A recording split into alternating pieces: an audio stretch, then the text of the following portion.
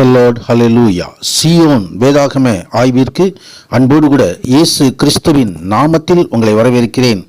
இன்றைய தினத்திலும் யோபுவின் புஸ்தகம் அதிகாரங்கள் 28 முதல் 30 அதிகாரங்களிலுள்ள வசனங்களை தியானிக்க சர்வவல்லமையுள்ள தேவன் தாமே நமக்கு கிருபை பாராட்டுவாராக.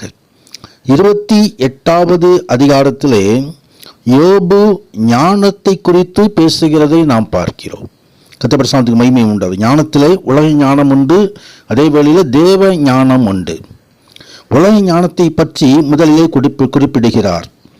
வெள்ளிக்கு விளைவிடம் உண்டு, பொன்னுக்கு புடமிடும் ஸ்தலமும் உண்டு. இரும்பு மண்ணிலிருந்து எடுக்கப்படும், செம்பு கற்களில் உருக்கி எடுக்கப்படும். கர்த்தருடைய நாமத்துக்கு மகிமை உண்டாவதாக.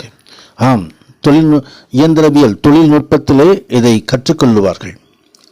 எப்படி இரும்பு பிளாஸ்ட் ஃபர்னஸ் மூலமாக எடுக்கப்படுகிறது, கிப்போலா ஃபர்னஸ் மூலமாக எப்படி அதை எக்காக மாற்றப்படுகிறது, அதே போல் செம்பு காப்பர் எப்படி அது ப்ராசஸ் பண்ணி எடுக்கப்படுகிறது என்பதையெல்லாம் தொழில்நுட்ப கல்லூரியிலே கற்றுக் கொடுப்பார்கள். ஆனால் யோபுவின் காலத்திலேயே இந்த அறிவு இருந்ததை குறித்து வேதம் நமக்கு தெரிவிக்கிறது.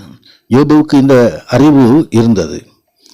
அதே போல சிவில் இன்ஜினியரிங்லேயும் அங்கே கடக்கக்கூடாத நிலையாதமான 6 எலும்பினாலும் உழைப்பாளியானவன் அதை மனுஷரால் வற்றி போக பண்ண செய்கிறான். எப்படி என்று சொன்னால் 11வது வசனத்திலே, ஒரு துளியும் கசியாதபடி ஆறுகளை அடைக்கிறான், மறைபடத்தில் இருக்கிறதை வெளிச்சத்திலே கொண்டு வருகிறான். எப்படி ஒரு டேம் கட்டி அந்த நதியின் தண்ணீரை தேக்கி மறுபகுதியிலே அது வீணாக போகாதபடிக்கு அந்த தண்ணீரை வற்றி போக செய்கிற காரியங்களை எல்லாம் அங்கே குறிப்பிடப்பட்டிருக்கு. எப்படி ஒரு அணை கட்டப்படுகிறது என்பதை குறித்து. இதே போல எத்தனையோ ஞானம், உலக ஞானம், தொழில்நுட்ப ஞானம் ஆகியவைகளை ஆச்சரியப்படத்தக்க வகையிலே இங்கே யோபு வெளிப்படுத்துவதை குறித்து பார்க்கிறோம். எத்தனையோ அறிவியல் உண்மைகள் அறிவியலால் கண்டுபிடிப்பதற்கு பல ஆயிரம் ஆண்டுகளுக்கு முன்பதாகவே இந்த காரியங்கள் வேத புத்தகத்திலே எழுதப்பட்டிருக்கிறது. கர்த்தருக்கு மகிமை. வேத புத்தகம் சகல ஞானமும் அடங்கிய புஸ்தகம். தேவ ஞானத்தோடு கூட உலக ஞானத்தையும் அது நமக்கு கற்றுத்தருகிறது. இதில் வேத புஸ்தகத்தில் மிக சிறந்த அறிவுக்குள்ள காரியங்கள் உண்டு. அதே நேரத்திலே தேவ ஞானம் கர்த்தருக்கு மகிமை உண்டாவது. அது பசும் பண்ணிலும் விரும்பத்தக்கதான ஆண்டவருடைய வார்த்தைகள் இருந்து வருகிறதான ஞானம். கர்த்தருக்கு மகிமை உண்டாவது. அது எங்கே ஆரம்பிக்கிறது சொன்னால், ஆண்டவருக்கு பயப்படுவதே ஞானம். கர்த்தருக்கு பயப்படுதலே ஞானத்தின் ஆரம்பம் என்று நீதிமொழியில் எழுதுகிறார். கர்த்தருக்கு மகிமை உண்டாவதாக. கர்த்தருக்கு பயப்படுதல் என்று சொன்னால் தேவன் கீழ்ப்படிதல். ஆண்டவருடைய வார்த்தைக்கு, கர்த்தருடைய வார்த்தைக்கு நாம் முழுமையாக கீழ்ப்படியும் பொழுது நாம் தேவனுக்கு பயந்து நடக்கிறவர்களாக மாறுகிறோம். ஆபிரகாமை அழைத்து உன் ஒரே குமாரனாகிய ஏகசுதனாகிய ஈசாக்கை கொண்டு பலியிடு என்று சொன்னால் உடனடியாக கீழ்ப்படிந்தார். அப்பொழுது ஆண்டவர், நீ எனக்கு பயப்படுகிறவன் என்று கண்டுகொண்டேன் என்று ஆண்டவர் சொன்னார். ஆண்டவருடைய வார்த்தைக்கு கீழ்ப்படிதல் உத்தமம் என்று எழுதப்பட்டிருக்கிறது. அது தேவ ஞானத்தை கொண்டு வந்து விடுகிறது. அது தேவ ஞானத்தின் ஆரம்பமாக இருக்கிறது. ஆம், ஆண்டவருடைய வார்த்தைகள், கர்த்தருடைய வார்த்தைகள் நமக்கு ஞானத்தை கொண்டு வரும். பரிசுத்த ஆவியானவர் அந்த வார்த்தைகளை நமக்கு கற்றுத்தரும் பொழுது ஞானத்தை கற்றுத்தருகிறார். கர்த்தருடைய அந்த ஞானத்தை நாம் பெற்றுக்கொள்ள வேண்டும் என்று சொல்லி கர்த்தர் விரும்புகிறார்.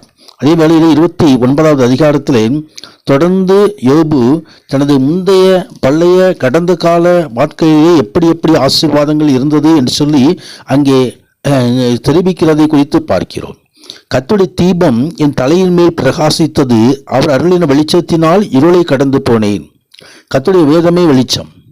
கர்த்தரே நமக்கு வெளிச்சமாக இருக்கிறார். ஆம், அந்த வெளிச்சத்திலே நாம் கடந்து செல்ல வேண்டும். கர்த்தருக்கு மகிமை உண்டாவதாக. இருள் நம்மை பாதிப்பதில்லை. வெளிச்சம் நமக்கு கால்களுக்கு தீபமாய், பாதிக்கு வெளிச்சமாய் வசனங்கள் கொடுக்கப்பட்டிருக்கிறது. கர்த்தருக்கு மகிமை உண்டாவது. வாழ்க்கையில வெளிச்சத்தை கொண்டு வர வேண்டும். அதே போல கர்த்தருடைய ஆசீர்வாதம். இது எப்படி சர்வவல்லவர் என்னோடு இருந்தார், என் பிள்ளைகள் எனக்கு சூழ்ந்திருந்தார்கள், என் பாதங்களை நான் நெய்யினால் கழுவினேன், கண்மலையிலிருந்து எனக்காக எண்ணெய் நதி போல ஓடி வந்தது, இந்த செல்வ நாட்களின் சீர் இப்பொழுது இருந்தால் நலமாயிருக்கும் என்று சொல்லி கர்த்தருடைய ஆசீர்வாதமே ஐஸ்வரியத்தை தரும், அதனோடு கூட அவர் வேதனையை கூட்டார் என்று எழுதப்பட்டிருக்கிறது.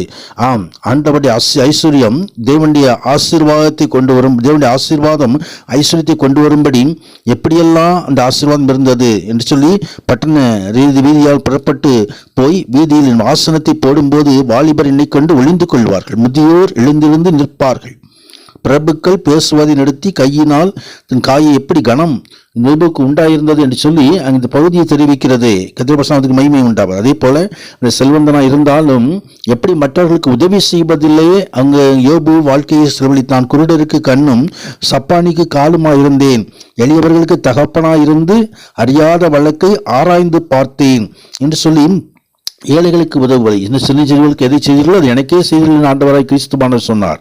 கர்த்தருடைய அதே போல 30 அதிகாரத்திலே இப்பொழுது நிலைமை எப்படி இருக்கிறது, முன்பு எப்படி இருந்தது என்பதை பழைய அதிகாரத்தில் சொன்ன, இப்பொழுது இந்த 30 அதிகாரத்தில் இப்பொழுது நிலைமை எப்படி இருக்கிறது, என்னிலும் இளவயதானவர்கள் பரியாசம் பண்ணுகிறார்கள், என்னை அருவருத்து என்னை தூரமாக்கி என் முகத்துக்கு முன்பாக துப்ப கூசாதிருக்கிறார்கள் என்று சொல்லி தனது மற்றவர்களால் பரியாசம் பண்ணப்படுவதான ஒரு நிலைமைக்கு தான் தள்ளப்பட்டு விட்டதை அங்கே யோபு சுட்டி காட்டுகிறார்.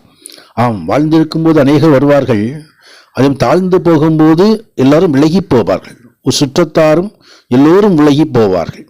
கர்த்தருடைய பரிசுத்த நாமத்திற்கு மகிமை உண்டாவதாக. ஆம், நன்மைக்கு காத்திருந்த எனக்கு தீமை வந்தது, வெளிச்சத்தை பார்த்து கொண்டிருந்த எனக்கு இருள் வந்தது.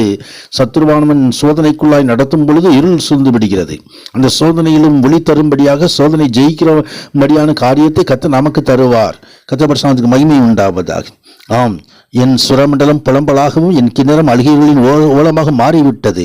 நான் மலைப்பாம்புகளுக்கு சகோதரனும் கோட்டான்களுக்கு தோழனுமானேன் என்று சொல்லி தனது நிலைமையை பரிதாபப்படுகிறார். இந்த வேதத்தை வாசித்து கர்த்தர் மகிமையான காரியங்களை ஆசீர்வாதம் பெற்றுக்கொள்வோம்.